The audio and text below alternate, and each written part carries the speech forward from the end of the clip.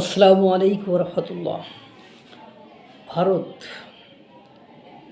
এবার মনে হয় একটু শর্টপাট দেখানো শুরু করেছে, কারণ এত যাবৎকাল আপনারা জানেন আমাদের ভারত থেকে কাঁচামরিচ, পেঁয়াজ, রসুন, আদা, গরম মশলা, চাল, ডাল, তেল, অকটেন, পেট্রোল, ডিজেল সব কিছুই ভারত থেকে আমদানি করতে হয়।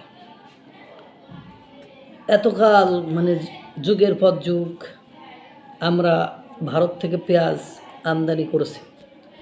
পেঁয়াজের উপরে ভারত কখনো কোনো সময় আপনার শুল্ক আরোপ করেনি, কিন্তু এই সর্বপ্রথম ভারত তাদের পেঁয়াজের উপরে 40% শুল্ক আরোপ করেছে। অর্থাৎ ভারত থেকে যদি কেউ পেঁয়াজ কিনতে চায় তাহলে সেই পেঁয়াজের উপরে 40% শুল্ক দিতে হবে। অর্থাৎ হিলি স্থলবন্দরের যে ব্যবসায়ীরা বা বিভিন্ন সি অ্যান্ড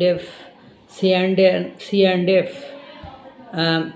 তারা যে ব্যবসায়ী সংস্থা রয়েছে তাদের মারফতে জানা যায় যে পেঁয়াজ আগের চেয়ে 10 টাকা কেজি প্রতি বেশি হয়ে যাবে। আর আপনারা জানেন এই মুহূর্তে বাংলাদেশে যারা স্টকার অর্থাৎ যারা মজুত করে রাখে, এই সময় বাংলাদেশ বলেন ভারত বলেন পেঁয়াজ সস্তায় পাওয়া যায়। যেমন বাংলাদেশে আমি গত পরশুদিনও জিজ্ঞাসা করেছিলাম, পাইকারি বিক্রি হচ্ছে 29 টাকা, খুচরা বিক্রি হচ্ছে 30 টাকা পেঁয়াজ।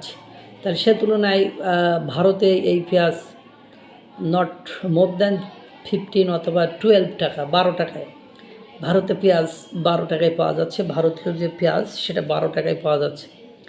তো এই সময় দেখা যায় অনেক ব্যবসায়ীরা ভারত থেকে পেঁয়াজ কিনে মজুত করে রাখবে।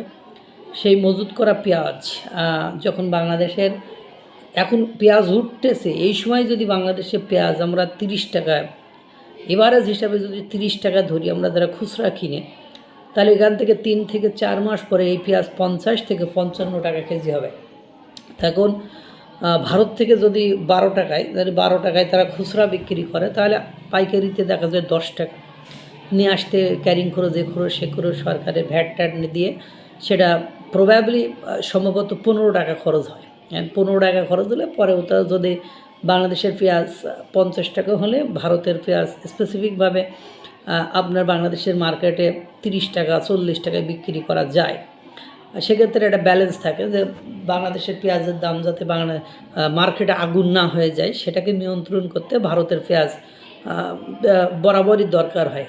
কিন্তু এবার যদি 40% শুল্ক আরোপ করে তাহলে দেখা যায় ওই কাছাকাছি হয়ে যাবে। বাংলাদেশের পেঁয়াজ 55-60 টাকা হলে ওদের পেঁয়াজ 50-60 টাকা হলে বা ওদের পেঁয়াজ 55 টাকায় কিনতে হবে। সেক্ষেত্রে ব্যবসায়ী সাধারণ জনগণ এরা ব্যাপক সমস্যার ভিতরে পড়বে। কিন্তু দেখেন যেভাবে আগাচ্ছে ভারত, কি করবে এখন এই মুহূর্তে বলা যাচ্ছে না, কারণ তাদের সাথে রিলেশন কতদূর কিভাবে গড়াবে। কারণ ইতিমধ্যে বাংলাদেশ সরকার একটা কাম করে ফেলছে, এই কামের একটা ব্যাড ইফেক্ট অবশ্যই বাংলাদেশের উপরে আসবে। কারণ যাদের উপরে করেছে তাদের সাথে খুব ইন্টিমেসি, অন্তরঙ্গ ঘনিষ্ঠ সম্পর্ক রয়েছে ভারতে। তারা চাইবে যে এই জিনিসটার সলিউশন হোক, সমাধান হোক, কিন্তু সেদিকে না যেয়ে তাদেরকে সংসদে বিল উত্থাপন করে আরও স্ট্রিক্টলি আইন পাশ করা হলো, সেটা নিয়ে হয়তো বা একটু শর্টপাট হতে পারে। দেখা যাক আল্লাহ কী করে। আল্লাহ তাআলা সকলকে ভালো রাখুক, সুস্থ রাখুক। আসসালামু আলাইকুম ওয়া রাহমাতুল্লাহ।